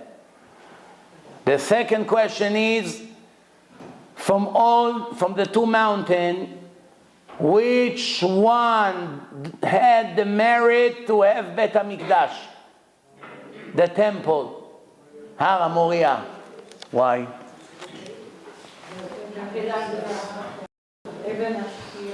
Why the temple was built in the Moriah mountain? That's where Yaakov saw the angel going up and down. But before Yaakov, the merit is Avraham Avinu that took his son without asking one question. and was ready to slaughter him. And when the angel told him, don't touch him, he begged him, let me at least cut. Let me choke him. Let me cut him. Do something. I came all the way for the mitzvah. Who would do such thing? I want to ask you one question. It says in the Torah, you know, what's written? Written. That's it. You don't need Rashi for that. It's written. It says, Vayashkem Avraham baboker. He woke up early in the morning, meaning he went to sleep. I have a flight in the morning, I cannot fall asleep all night. Forget about slaughtering the sun after 100 years of wait. Flights. Wow, עכשיו, by mistake, I won't wake up. I miss the flight, people waiting, seminar, this, that. It's a nightmare. It's, you know, very scary. He has to go and kill his son after 100 years he waited for him. Snores and dead. How can it be? Do you know one person in the world? One. Show me one. In the whole world. From maybe 3.5 billion men in the world. Or 3 billion, whatever. That you'll tell him that you have to kill your only son tomorrow morning. You know what? Even if you have 10 other sons. One of them you have to kill tomorrow morning. And he will be able to fall asleep. Usually it will be like this. Standing by the terrace. One cigarette from the other. Moshe, what's happening? Or there's another way. He looks at him like this when the kid is sleeping, taking his phone. What are you doing? You take pictures of the kid in the middle of the night. Then you wake him up, smile to the camera, selfie. Abba, why are you waking me up at 4 a.m.? What is he going to tell him? I'm going to kill you? One thing for sure, no one will be able to sleep. The level of emunah Avraham had, it's scary. What a level of emunah a person reach. But I want to ask you a question. Who deserves a bigger yeshar koach? A bigger admiration? Avraham or Yitzchak? Technically, Yitzchak should deserve, he could have said to him, what do you think, I'm your toy? How old was he, you know? 37. It's not a little baby. Abba, pick me up. It's Yitzchak. He's a man. He pushes him. What are you, crazy? You want to cut me? Get out of here. What is this, murder? No, Hashem told me. You had an hallucination. Leave me alone. You go to a 37 years old kid, his father is 100. Father, 100 years old, comes like this with his white hair, white beard, and the 37-day guy all day is muscular like this. He said, come son, I have to cut you. Lay down here. What would happen? And he said, okay, tie me that I won't move. I want to ask you another question. If Hashem comes to one of us, we have a kid, and Hashem comes to one of us speaking to us directly. What does it mean directly? He says, I want you to take your son and throw him from the Empire State Building and leave us. Do we have a choice? If the Baba told us, you're not my Baba anymore. Right? The rabbi told you that. That's it. I'm done with you. But if Hashem comes and say to a person, I want you to do it. How many choices he has? If you won't do it, Hashem will do it. You can go against Hashem? Ma. So what is the great admiration? The answer is, he didn't tell him to do it. He asked him if he's willing to do it. Kach na. Na means bevakasha, please agree to do it. Doesn't mean, in other words, he had a way out. He had solid answers to tell Hashem, I cannot do it. It's against the Torah. First, it's a murder. You said you should not kill. Second, it's against everything you taught me. No one is allowed to kill his kids for any religion, purpose of religion. Third, you promise me that my slave will not inherit me. It will be my own son. You're breaking a promise. You want him, you take him. No? Not one word. That's what it means. Tamim tiem Hashem lokecha. I have all the answers to win the argument in a minute with Hashem. He wouldn't be able to answer me because Hashem is not a liar. He knows I'm right. But the idea is I cancel my wisdom and my opinion and my rights for one word of request from you. I'm willing to die. No problem. That's why we get saved, and that's why we read it in Rosh Hashanah. It was in Rosh Hashanah. And we read it on Rosh Hashanah. And we blow the shofar that comes from the aisle. That was the ram that was stuck in a bush with the horns. Why? To bring mercy on us. Look who our father was. He was willing to kill his son for you, and you want to judge us, chas v'shalom, to give us a punishment. So the shofar brings mercy. Why are you not allowed to cover the shofar with gold? You can cover it, gold-plated. Nice, no? Wow, bring shofar from gold, cover from gold. The gold. It's very nice to hold something from gold, shiny. Why? Gold reminds the golden calf. Now it's time that we beg for our life. You don't bring any memory of the worst sins we ever did. You don't bring it into the conversation. If somebody comes to the king, he says, remember how one time I broke the face of your son? You come to ask me for help, you remind me of what you did. So I'm doing it. In the Haftarah of the Shavua, we read a similar story. The Haftarah is always similar to the Parasha. Why we read Haftarah? Because the Romans, they made a decree that we cannot learn Torah, and therefore it was not permitted to read Torah in a public event. So the Jews couldn't read in the Torah. So they asked them, okay, the Torah we understand you don't allow, but what about to read the words of the rabbis? You care? The rabbis, we don't care. You can read as much as you want. So they say, okay, Rabbi Elisha, Rabbi Yeshaya, Rabbi Yirmiyah, there's no problem to read. So, okay, so they found in the Tanakh similar subject, and they made it in the right order of the Parshiot. Why? That in the future to come, when finally the decree will get cancelled, so they will be able to remember which parasha we used to read this week, which one this week, everything to have similarity. One of them is right here. In the Haftarah, Elisha, the prophet, promised a boy to the Shunammite. There's a woman, Shunammite. Elisha, the prophet, comes to her. He's saying, 1 year you're going to have a kid, just like with Sarah. In 1 year you're going to have a kid. In our parasha. In a book of Kings B, chapter 4, it's describing the miracle that Elisha did. 2 of them is mentioned in our Haftarah as we're going to read this coming Shabbat. The first miracle, the wife of Obadiah. Who was Obadiah? The one who hides the Kohen. Not Obadiah Yosef. Huh? The wife of Obadiah the prophet, the Navi. She came to Elisha crying that her deceased husband lent money with interest from Yoram ben Achav. Yoram, the son of Achav. Why? To give food for 100 prophets that he hid in the cave. How are they going to eat? There's no money, so he borrowed money. And now Yoram came to take her 2 sons collateral, to be slaves. And Elisha asked, what do you have at home?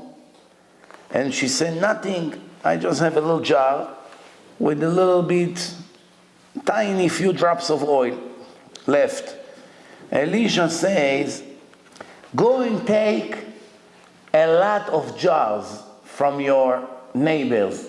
Bowls, jars, kettles, anything you can take. Bring it into the house, borrow it from the neighbors.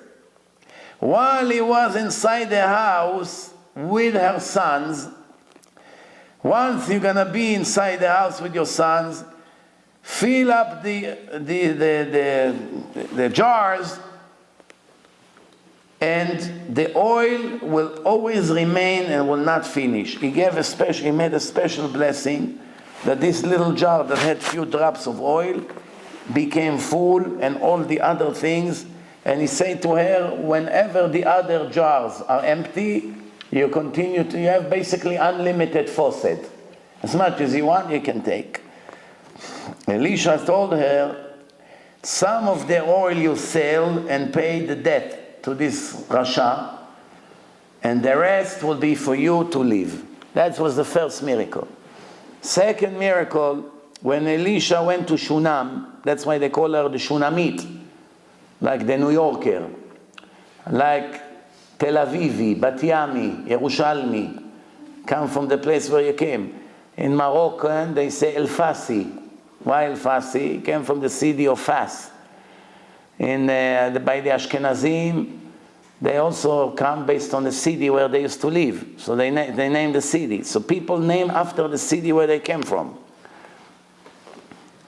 So it says like this, that he came to the city of Shunam, and he went to a very wealthy woman, important woman. She's wealthy.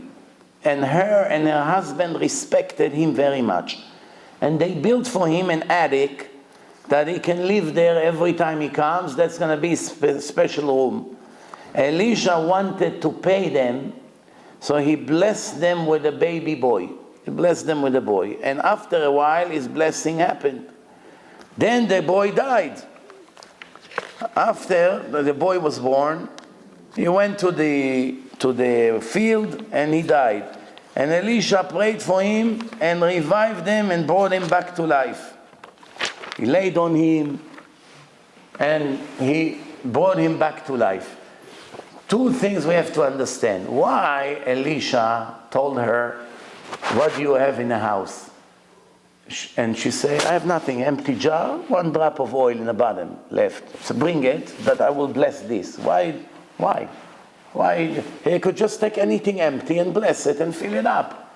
Why it had to be something that she has? What do you have? You have any food? Bring me the food that I can bless it. Why? If you already make a miracle, what difference does it make? What kind of a miracle? The answer, you need the bracha, the blessing, lachul al something. The blessing has to be on something, even one drop. You bless it, it's going to be fine. Same thing, the Hanukkah oil. One tiny, it's enough for one day. The special miracle on something that it has an existence. Everything else is extra. The miracle of reviving the boy. This is the power of a chacham. They said that when they bury Elisha, one dead person touched his bones and came back to life. Chiyah metim, that's how holy he was. Baruch Hashem, until Mashiach comes, we won't have anyone like this level until Mashiach comes. When Mashiach comes, then the world will come back to those days. But until then, we have ordinary people, and we have to follow their instructions without searching for miracles. The Bach, Rav Yoel Sirkin, he is one of the commentaries on Shulchan Aruch. He says, when he was a rabbi in a city of Belz, there used to be a city in Europe named Belz. Today, as Hasidut, that is from people that came from Belz to America and to Israel. There's a very big building in Yerushalayim, look bigger than the Bet HaMikdash. And always you see it on a mountain with the light. I had the merit to speak there once. I gave a lecture to the Hasidim there inside this Belz over there, neighborhood. So the Hasidim Belz, they're well known as Mekarvim. They do kiruv, they try to bring people into Judaism. There is a Shabbaton next month of Keraftanu on November. Second one, they did one 6 months ago, 5 months ago. Now in a month from now, they're doing a Shabbaton, in Connecticut. They doing, on this particular Shabbaton, they do Kiruv Krovim, religious people, gather them together with words of Torah and encouragement. So the Bach, he lived in the city of Belz, and they did not pay him a salary. He was the biggest Chacham in town, and he was very poor. and he could not buy candles. Why does he need candles for? There's no electric. You need lights. Without candles, you don't have lights. So because he did not have lights, he was sitting in the darkness without books and learning Torah from his memory. His memory was very super sharp. The scholars of Belz, the other rabbi, when they saw that his house, the house of the chief rabbi, is always dark, they started to speak Lashon Hara about him. What kind of rabbi is this? Every night his house is snoring very good, this guy. He likes to sleep a lot. Every night he sleeps. This is a chacham, doesn't learn. It's 5 o'clock, it becomes dark, he goes to bed. The rumor in town. So they came to the conclusion that they have to fire him and get rid of him. So they did. They kicked him out. The people of Brisk, they appreciate Torah. They were all learners. They knew to appreciate him. When they found out that Rabbi Yoel was kicked out of Belz, they invited him to come to them and to become the rabbi of their city. Once, at the time of the decision to kick him out, he didn't know that some other people will be more than happy to accept him and give him great condition. So before he left the town, he said to the people of the community, do you know why HaKadosh Baruch Hu destroyed Sodom and Gomorrah? He flipped everything over. Hashem didn't have any other punishments. He had to take Sodom and flip it over, like you take a plate and flip it over with all the food spilling. He could have done many other things. Because no one could answer, obviously. So he said, because this punishment was measure for measure. Midah keneged midah. The people of Sodom, they changed the orders and the laws of nature. Everything they did the opposite of the law of nature. Gay marriage, one woman live with 2 husbands, no hospitality. If somebody got food from one of them, they kill him. Everything the opposite of what Hashem said to do. Because they did the opposite of what Hashem said, Hashem gave them the same punishment. Flip everything upside down. In Sodom, in our town, that's where he was just kicked from, everything here is the opposite of what it should be. The people of the place have to worry about the parnasa of the rabbi, to take care of his living. And the rabbi has to take care of the Torah learning of the people of his town. So the rabbi teach everybody Torah, that's his responsibility. And the rich people in town has to take care of his needs. Right? Because if he has to go and work in a market, when is he going to learn Torah? Where is he going to teach Torah? So he says, in this city, you were worried about the Torah of the rabbi instead of doing your obligation. And the rabbi's job was what? To take care of his own living. Everything was the other way around. And what happened in the end? You kicking the rabbi out because of your own crime. If you would give few dollars, whatever, rubles, to buy candles, I would be able to learn with light. Now I had to learn it in the darkness. And instead of feeling bad for what you did, now you come to fire me, and Baruch Hashem, you went to a different city, and that was the end of it. This is the way the world is. Sometimes a person ignores his obligation. Women wants to be men, men wants to be women, children wants to be adults, adults wants to be children, a Jew wants to be a goy wants to be a Jew. That's what's happening. Everyone wants to be what he's not supposed to be. Everyone should stick to his personal purpose. We have a general purpose of every Jew in the world. Emunah, faith in Hashem, Shabbat, modesty, behaving, fixing the bad traits. This is a general. But each individual has his own purpose.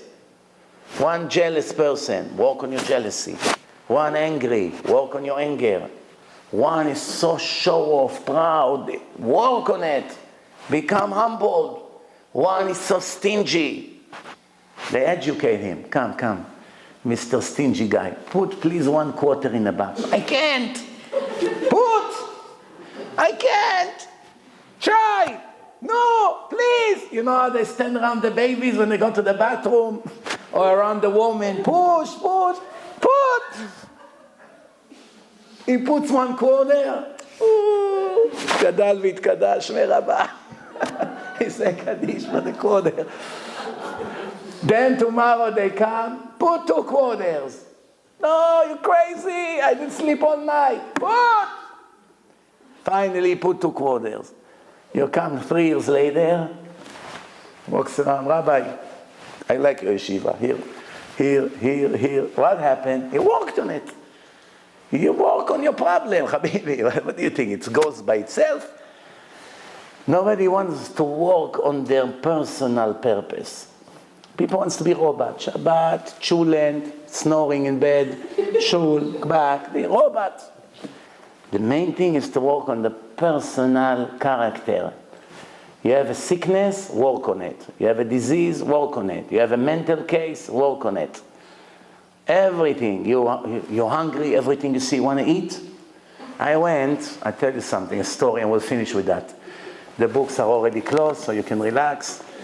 Now, 1 minute story, and if you have questions, you better not have, because then we'll stay here another hour. So today it's Tuesday. Sunday, 9 days ago, I spoke to a bunch of Syrian business people here. One person bought a new place. They made like some kind of a Chanukah Bayit lecture. And you know, he ordered the best stuff on earth. Different kinds of meat, salads, mamash fancy. So there were a lot of people. Before I came, they were Baruch Hashem, it's their dinner. And I came with one Ashkenazi guy that from time to time he begs me to drive me. I said, no, it's my fun, I want to come. So he came. We came in. Now I cannot eat because it's not in front of the people. So the rabbi is pressing. It doesn't look so good. So you don't have a choice, not because you was a tzaddik or something. But he can eat as much as he wants. I say to him, no, eat. Soon. The whole 4 hours that we were there, unbelievable food. Now I don't know one person in this world that will be able to be there and not eat. He did not taste 1 bite from anything. Why? He works on himself to fight desire for food. Now we're not talking somebody 400 pounds here. Look okay. Work on his midot. Because all the people that are on diet, they always say, only this time. I'm in a wedding, I'm not going to eat. I give $500 a gift. I gotta take something in return. Tomorrow I'll renew the diet. But somehow every day they get into a fancy meal. At work, over here. It's never end.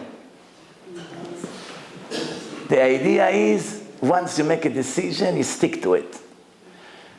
And you work on it, and you work on it, and you work on it. Really, אין דבר העומד בפני הרצון. Nothing can stand in front of a will of a person. You work on your will, on your power of will, and you keep going and going. The sky is the limit. You can grow in such level and to be free from the cords of the Satan and the Yetzer Hara. Because right now every person is a prisoner of his desires. He's a prisoner of the cigarettes. He's the prisoner of the heroin. He's a prisoner of the alcohol. He's a prisoner of the women. He's a prisoner of the Gucci bags. She's a prisoner of the shoes with the high heels, 500 pairs. Everyone is a prisoner of one desire, or 2, or 5, or 10, or 5,000. Depend on a person. There are these women, every 2 days they're in a salon. Every 2 days. One day her hair is like this, next day red, next day blonde, next day half and half. Out of boredness, she's bored. Well, but it looks exactly the same. No, I have to go. I have to do my nails.